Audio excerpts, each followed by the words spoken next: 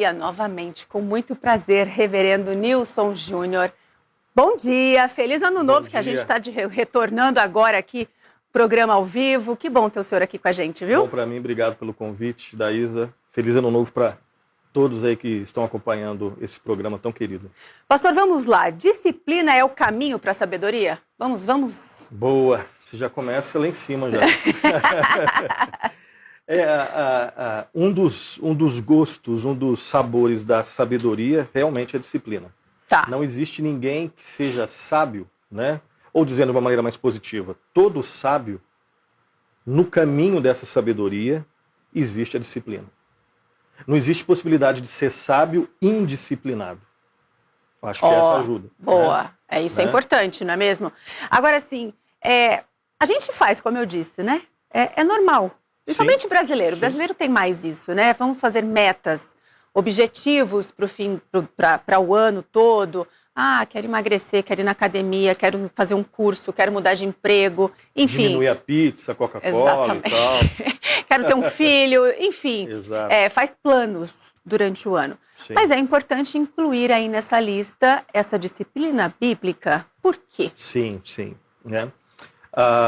Inclusive é interessante, ligando essa pergunta com a anterior, né, com a questão primeira, fazer plano, né, fazer as famosas resoluções de ano novo, desconsiderando o fato da eternidade, o fato de que a gente tem que ter uma vida diante de Deus. Nós temos uma vida diante de Deus, mas ter isso de forma consciente, né, não é sábio. Ou seja, os planos que eu traço sejam as resoluções do início do ano. Tá. Quem tem essas práticas, beleza. Ok. Né? Porque alguns falam que isso é bobagem, outros falam não. É interessante você, de repente, aproveitar as férias, se for o caso, ou então esse clima de renovo, se for o caso, de repente para parar, respirar, repensar algumas coisas, pensar na sua vida em termos, né, financeiros, relacionais, familiares, profissionais, e, obviamente, espiritual, né? Porque a gente faz essas, né? Inclusive, didaticamente, eu estou aqui, né? Financeiro, social, não sei o que lá. A gente separa de forma didática, certo, mas está tudo misturado. Está tudo misturado, né? Às vezes, o relaxo que eu tenho na minha vida profissional ou financeira, ele não está dissociado da minha vida espiritual. Porque se eu, no meio dessa dificuldade que é a vida, no meio do olho do furacão, se eu, pela graça de Deus, tenho uma comunhão com Deus, essa comunhão com Deus, ela vai refletir na minha vida financeira. Não dá, eu sei que às vezes a gente pode até falar, mas assim, se você me pergunta, Nilson, e aí, pastor, como é que tá? Pela graça de Deus, eu estou bem com Deus, estou em comunhão com Deus. Mas a minha vida financeira, sim, tá um horror. Então não tá bem. Não tá. Sabe? Não é que a gente vai conseguir viver a perfeição aqui. Não, claro perfeição não é um atributo que, nosso. Né? Exatamente. Nosso, não é né? nosso. Lá nos céus é outra coisa. Mas aqui a gente tem esses desafios. Mas assim, um dos sinais, ou seja, algo que sinaliza que eu, pela graça de Deus, tenho comunhão com Deus, é que essa comunhão com Deus vai reverberar em outros, né? Nas outras facetas da minha vida. Entendi. Sabe? Então não é sábio eu estabelecer algumas metas, alguns planos. Isso é sábio, fazer esses planos. Mas não é sábio eu fazê-los desconsiderando ou colocando em segundo, terceiro, quarto lugar minha vida com Deus. Né? Porque você é uma pessoa que é do tempo, mas você também é uma pessoa da eternidade. E Paulo já dizia, né, que é vã a nossa fé se eu acho que tudo se resume aqui e agora. Ou seja, gente, dá uma olhadinha lá na sua lista. Primeiro lugar, número 1, não é isso? Exato. Deus. Exato. Depois vem a sequência aí da sua lista, das suas metas. E vamos de uma forma, pastor Nilson, é bom por causa disso, né? Ele mostra pra gente didaticamente como que a gente tem que trabalhar, como que a gente tem que se organizar.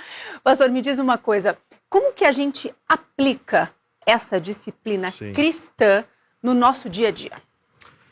Primeiro é interessante, Daísa, porque de repente alguém que viu a chamada do programa, né? Porque a disciplina bíblica também pode ser entendida como um outro conceito. Sim, né? a gente está aqui. Aquele conceito ali de correção, quando eu de repente me desvio, então é necessário que essa pessoa seja disciplinada como sinal de amor. E entra também aí castigo. Exato, e tudo mais. A gente pode até falar um pouquinho mais para frente sobre isso, mas vamos falar dessa disciplina. Essas disciplinas aqui, né, é buscar uma sabedoria, e aí até depois eu mostro alguns livros, algumas indicações de leitura que vão poder te direcionar. Historicamente, os teólogos chamam de ou práticas devocionais, práticas que vão melhorar a sua devoção, que vão te aperfeiçoar no caminho de uma devoção. Alguns chamam de práticas devocionais, outros chamam de disciplinas espirituais, que é o que você está falando. É exatamente isso. As disciplinas são várias, depois a gente pode falar sobre elas. Vamos falar daqui a pouquinho. O que seriam essas disciplinas espirituais, essas práticas devocionais? São exercícios. Claro que eu estou fazendo um sinal aqui de exercício físico, mas a ideia é essa. São práticas, coisas que eu devo colocar todos os dias na minha vida e que vão fortalecer. São exercícios de, primeiro, sobrevivência espiritual. Porque tem dia que a gente quer que a gente está desanimado e às vezes quer desistir. Exatamente.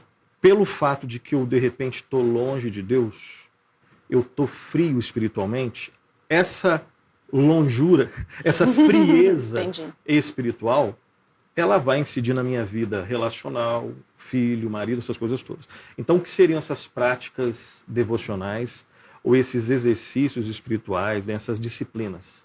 Seriam exercícios diários que nos ajudam na manutenção da nossa espiritualidade. Eu preciso. Se eu como mal e se eu não me exercito, biologicamente eu vou estar mal. Entendi. Agora, se eu não faço nenhum exercício espiritual, é impossível ter comunhão com Deus. É impossível eu ouvir corretamente a voz de Deus. Como que eu posso discernir que é a voz de Deus ou que é a minha própria voz que eu estou chamando de voz de Deus? Então, para a gente ter um pouco mais de proximidade com Deus, conhecer realmente quem é a Deus e saber assim, como que a comunhão com Deus afeta na minha vida profissional, nas minhas ideias, quando eu enfrento dificuldade. Qual que é a diferença que Deus faz na minha vida? Eu só vou saber se eu tiver comunhão com Deus. Porque a nossa vida é bagunçada muitas vezes, né? Internamente e externamente. Né? Às vezes a gente está bem ali naquele momento, mas quando sai ali e a gente fica longe das pessoas, a gente está quebrado. E a gente tem dificuldade mesmo daí. Todos nós temos. Sim. Quem é crente e quem não é crente. Falando especificamente do discípulo de Cristo, se você não crê em Cristo, a Bíblia diz, existe esperança para você. Se arrependa e crê em Cristo. Se você já é um cristão, ou seja, um pecador arrependido e que crê em Cristo, a Bíblia te chama, te convoca. Né? Até um texto que eu separei, Paulo escrevendo para Timóteo, 1 Timóteo 4, o versículo 7, a parte B. Esse daqui é bem pequenininho, dá para a gente memorizar. Ele diz assim, exercita-te pessoalmente na piedade. Todo cristão, você, eu, todo mundo é chamado a isso. A praticar exercícios pessoais. Eu não posso fazer por você, você não pode fazer por mim. Você pode me incentivar, eu posso te incentivar, mas é você que tem que fazer, eu que tenho que fazer. Tem uma dimensão individual e coletiva. Entendi. Quando você está perto de gente que, não, né, que é longe de Deus, isso vai te influenciar. Agora, se você está perto de gente que sofre como você e crê em Deus, isso te anima também. Então, exercita-te pessoalmente no quê? Na piedade. Depois a gente vai falar de quais seriam essas práticas, né? Entendi. Mas a ideia geral seria essa. Exercícios diários que vão fortalecer e te ajudar a sobreviver espiritualmente e buscar plenitude espiritual. Olha só, gente, na editora Ezion você encontra aí uma infinidade de livros para você fazer devocional, praticar esse exercício diário. Mas, pastor, assim... A ideia da devocional é essa aí, ó. Você pegou uma coisa muito legal. Exercícios diários. Exato. Todo dia. E os devocionais te ajudam nisso. Os devocionais, os livros devocionais, eles ajudam muito. Mas quem não tem acesso, quem não consegue ter um livro devocional, tudo mais, ler a Bíblia. É isso. Esse é o primeiro. Como se organizar, então, para ter essa disciplina, para ler a Bíblia todos os dias? Hoje você tem um acesso muito grande. Sim, então, é fácil, ou seja, não vai colar Nem com a gente cola, nem com um amigo cola, e muito menos com Deus vai colar aquela desculpa que, ó... Deus não vai aceitar, não. Não tem acesso. O senhor tem razão. Odaísa, você tem razão. Boa. Eu picava o fumo na minha vida devocional. Mas sabe por quê? Porque eu não tinha tempo. Morava em São Paulo, sabe como é que é correria? Não, isso não cola. É aquele negócio, alguém já disse, né? Para quem ou para aquilo que a gente ama, a gente sempre encontra tempo. Isso é verdade. Se eu amo, eu encontro tempo. Né? É verdade. Então, né, a gente até brinca às vezes nos bastidores, né? Os homens gostam de futebol. Você larga tudo e vai lá assistir. Não estou falando que está certo ou está errado. Estou só falando que é um exemplo. Né? Para as coisas que você ama, a gente para mesmo. Você para tudo, você desmarca e encontra tempo. Então, assim, o relaxo que às vezes eu posso ter, você pode ter na nossa vida devocional, ele não é por falta de tempo. A vida realmente sempre foi difícil, ou no interior ou na capital, cada um tem as suas peculiaridades. No fundo, é porque existe um problema de relacionamento entre nós e Deus. Às vezes o nosso coração está dividido, os nossos amores estão divididos. Mas você pode ter certeza, para aquilo que eu amo, eu encontro tempo. Hoje nós temos vários recursos. Então você tem Bíblia impressa, você tem letra gigante, você tem letra pequena, a Bíblia da vovó, a vida do vô, sabe? Você tem de tudo. Você tem Bíblia no celular, você tem aplicativos que podem te ajudar. Mas você pode ter tudo isso. A questão é como que está a temperatura do seu coração na fome, na sede que a gente tem por Deus. Você pode ter tudo isso e não fazer vida devocional. E não ter as práticas espirituais. Então, primeiro é admitir, Senhor, o Senhor sabe como é que está o meu coração. A Bíblia diz que eu tenho que ter alegria no Senhor e nem sempre eu tenho. E a falha é minha. Por favor, me perdoa, me ajuda, muda o meu coração. Quando tem essa disposição, aí você vai, eu não quero ler no aplicativo, não. Eu vou ler na Bíblia mesmo. Aí você encontra um jeito, ou você entra mais cedo, sai mais tarde, ou você faz de manhã, ou você faz à noite. Aí não existe assim uma regrinha para todos. Você vai se conhecer. Se você trabalhou o dia todo, né? O dia tem 24 horas, você malhou ali, trabalhando, trânsito, aquela coisa, 16, 17 horas. Vai chegar em casa cansado. É sábio que, de repente, você não deixar para a noite. Então, você tenta ver um horário ali. Se você não faz nada, 10 minutos já é um começo muito bom. Ótimo. Sabe? Você já faz 10 minutos, de repente, 20, 30 minutos. E as maneiras são as mais variadas. Você pode ouvir a Bíblia, você pode ler a Bíblia, pode fazer os dois, sabe? Hoje tem muitos recursos de áudio, exatamente. Às vezes no trânsito, no carro, exatamente. Não é? Coloca aí, tem vários podcasts, tem até devocionais diários que podem ser feitos. Exatamente. Agora, você foi num ponto. Nenhum devocional substitui o contato direto com a Bíblia. Sim. Né? O contato direto com a Bíblia. Não precisa começar com 10 capítulos. Você pode começar com um capítulo. Você pode começar com alguns versículos. Você pode ter um caderninho onde você anota as suas impressões. Você pode, de repente, ter um amigo ou uma amiga para você prestar conta de semana em semana. Né? Compartilha comigo o que você aprendeu. Coisa simples. Então, assim, as possibilidades são assim muitas. Agora, o primeiro passo é você com Deus. Como que está o seu coração com Deus? Né? Como Joe Piper diz, separe um lugar no dia, separe um horário no dia e não negocie ele por nada. É inegociável. Seja radical com você. Você vai ter alguns inimigos, principalmente os internos, né? A sua preguiça, o seu orgulho, essa coisa toda. Seja radical com você mesmo. Porque esses exercícios, pela graça de Deus, eles é que vão, pela graça de Deus, provocar a sua sobrevivência, a plenitude espiritual. Olha só, gente, o pastor falou uma frase agora, fez uma pergunta aqui, né? Colocou no ar uma pergunta, que eu acho que é essa pergunta que a gente fica com esse programa de hoje. Como está a temperatura do seu coração? Exato. Não é? Tá quentinho? Está próximo de Deus ou está começando a esfriar, está um pouco mais distante? Faça essa avaliação, não é, pastor? Exato, assim, para que tenha um ano, já que a gente passa por esse rito de passagem aí, de um ano para o outro, que a gente, ano novo, vida nova, né? A gente tem essas coisas.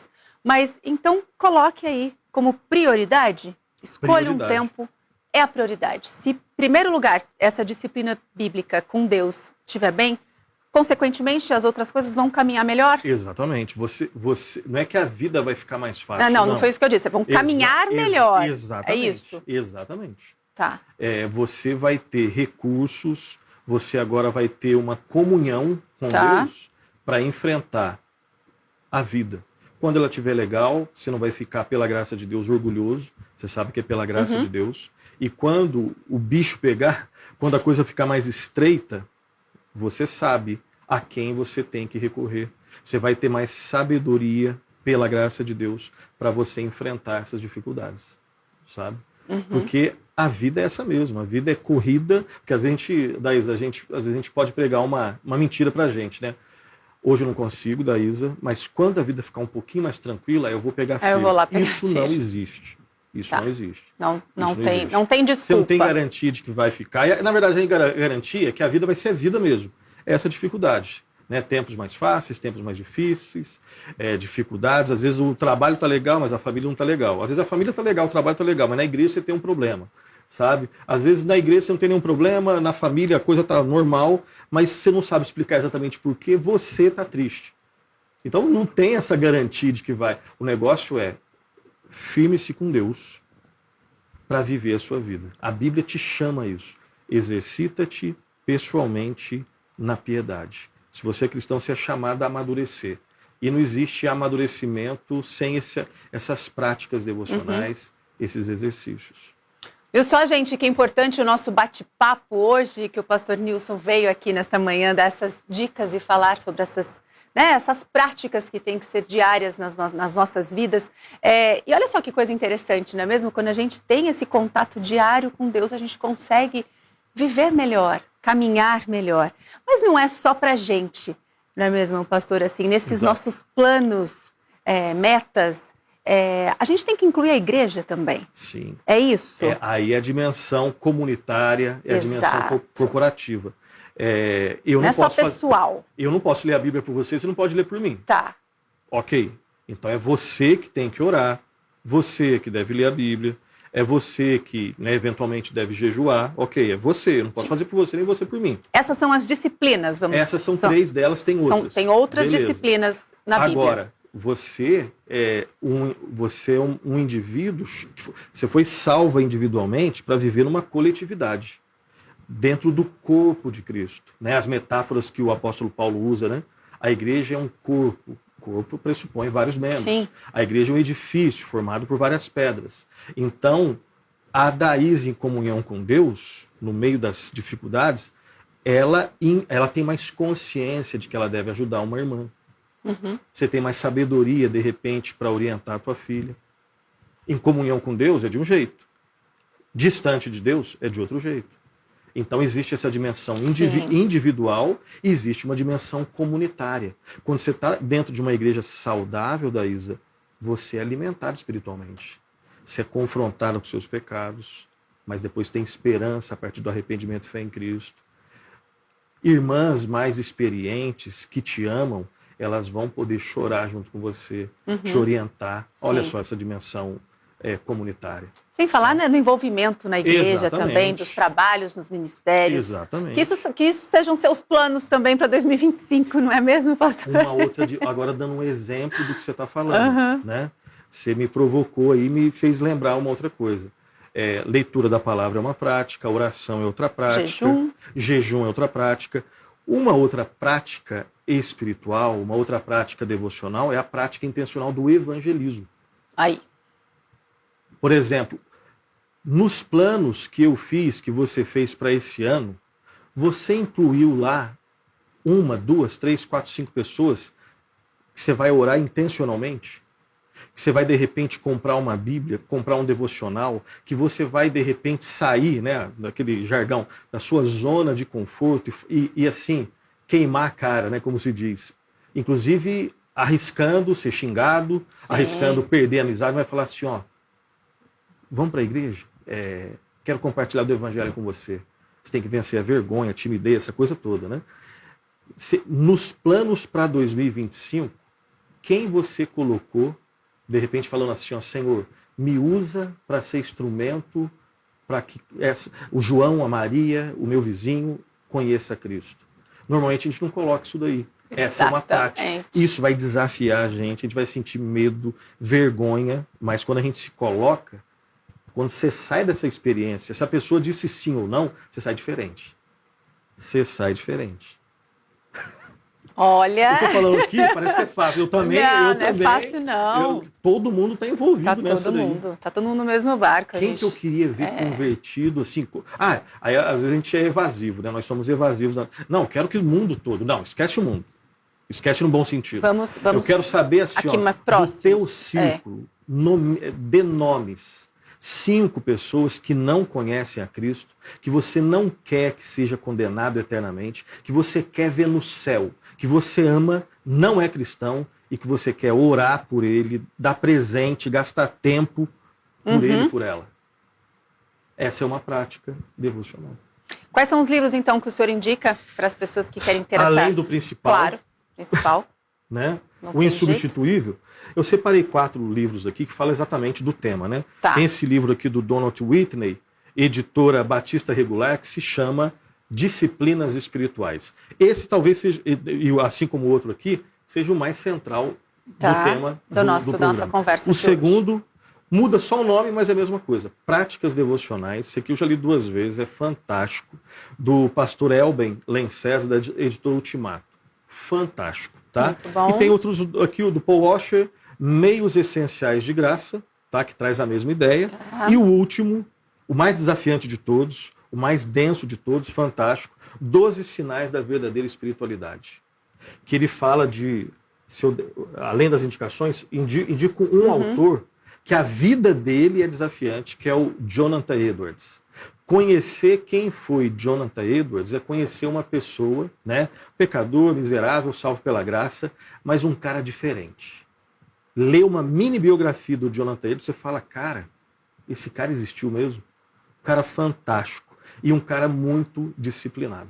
Olha só que maravilha. Então que a gente consiga neste ano de 2025 colocar em prática aí essas disciplinas. O senhor falou daquelas disciplinas, a disciplina do castigo, de ensinar, de mostrar. Essa também é um outro tipo de disciplina, mas que é muito importante também. Sim, essa ocorre mais na dimensão comunitária da igreja. Tá. A questão é quando existe um pecado específico na igreja, qual seria a forma de tratar o pecado e o pecador, né?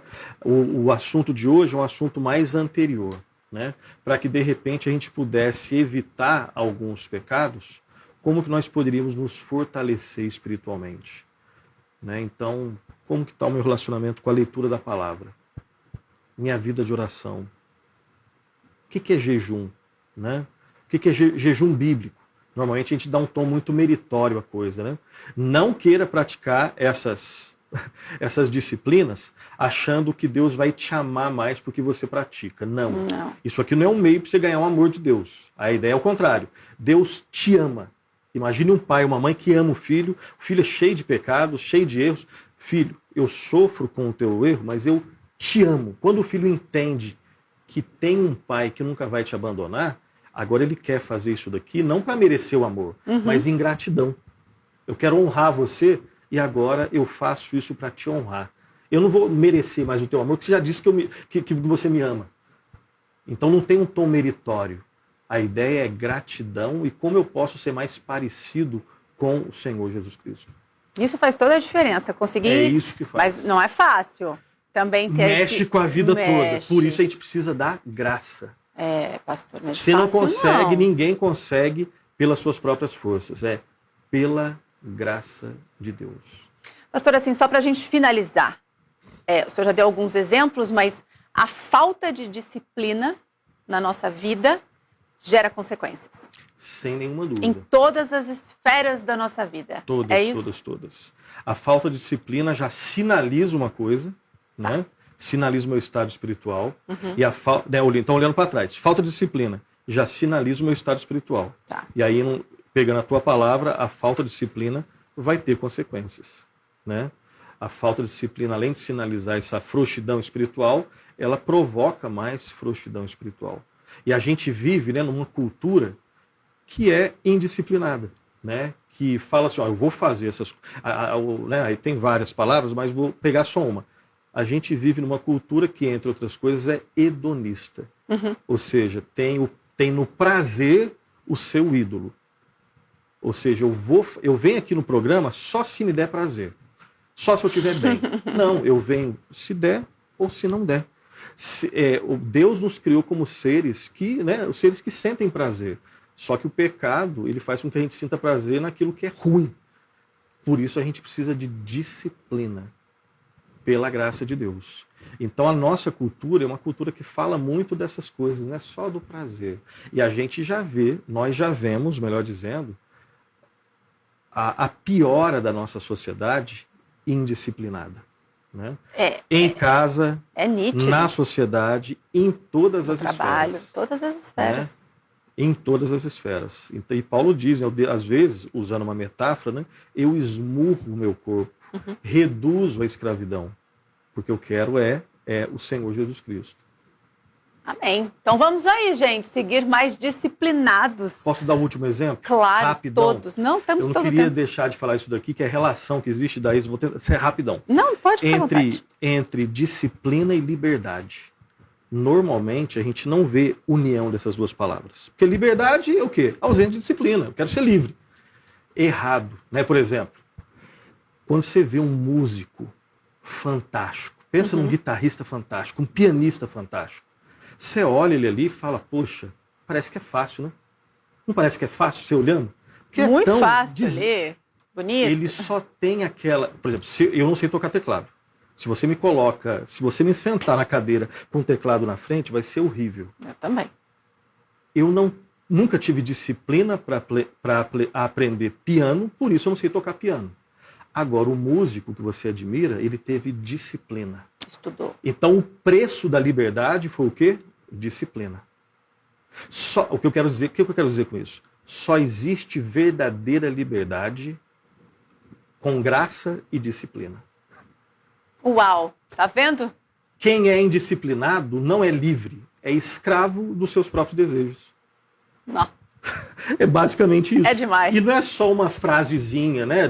Não. É exatamente isso. Pensa numa pessoa que você admira muito, porque ele é firme, sábio. Você pode ter certeza. No caminho dele teve a graça de Deus que fez com que ele conscientizasse de que ele tem que ser disciplinado. Você consegue apresentar esse programa todo dia aí, né, cheio de desafios, porque você tem um caminho de disciplina. Você estudou, você ralou. Por isso que você consegue dar esses sorrisos bonitos e apresentar com sorriso. Eu não consigo.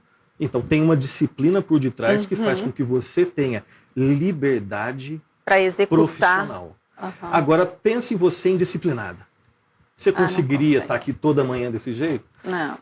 No jornalismo é assim, na música é assim, na medicina, e na vida em qualquer espiritual lugar. Também é assim.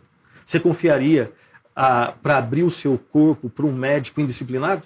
De jeito nenhum. Claro que não. Mas... Para abrir o teu coração, né? Para fazer uma cirurgia no seu coração para um cara que você sabe o histórico dele, ele não teve disciplina nenhuma. Não. O médico bom é aquele disciplinado. E agora ele tem liberdade para saber certinho o que ele tem que fazer. Se na vida biológica é assim, o que dirá na vida espiritual? A gente volta então lá naquela primeira frase, no inicinho aqui da nossa conversa, que eu perguntei para o senhor, disciplina é o caminho para a sabedoria. Exatamente, para a sabedoria e para a liberdade. Vamos ser então disciplinados para a gente conseguir alcançar os nossos objetivos, claro, aí com todo o suporte de Deus, não é mesmo? Pastor, vamos mudar só um pouquinho de assunto? Escola Teológica, como estamos? Inscrições abertas, vamos colocar aí na tela, aproveitando, né? Claro que o pastor Nilson está aqui com a gente, não tem como não falar de Escola Teológica. Aí, ó, na tela, o Instagram, como faz para fazer as inscrições, como estão? Beleza. Inscrições, primeiro, obrigado pela oportunidade. Mês de janeiro, né, os meses de janeiro e fevereiro são os meses onde você pode fazer a inscrição. Nós não cobramos matrícula, tá? Você faz a sua inscrição, é um curso de 2 anos, você que quer aprender teologia, você que está em qualquer lugar do mundo, tá? Você pode, né, vir aí estudar com a gente na modalidade EAD. Você que está aqui perto de São Paulo, ou em São Paulo mesmo, você pode estudar de forma presencial. Se quiser estudar EAD também, vai ser muito bem-vindo.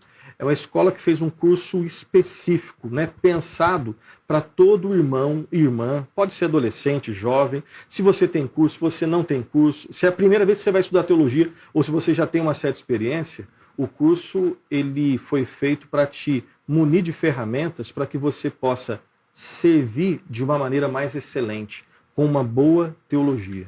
Então a gente convida que você venha conhecer. Se você estiver aqui perto de São Paulo, você pode vir fazer uma aula experimental só para conhecer. Os professores todos bem formados, além de uma boa formação sólida, eles têm experiência, então, todos, sem exceção, são pastores das suas igrejas, o que confere um tom prático, sabe, à teologia. Então, para fazer a inscrição, pode acessar o Instagram que está aí na sua tela, @escolateologica.ipp, ou também pelo site aqui da igreja, ippinheiros.org.br. Se de repente colocou um Google, Escola Teológica Sã Doutrina, entrou lá, manda uma mensagem para a gente, também está tranquilo. É isso, gente. Venha estudar na melhor escola do mundo. Não é isso, pastor? Conhecer um pouco mais, conhecimento sempre se esforça para isso daí. Maravilhoso. Pastor Nilson, muito obrigada. Que bate-papo maravilhoso, rico, necessário que a gente teve nesta manhã, viu? Eu que agradeço. Deus abençoe. Amém. Estamos aí.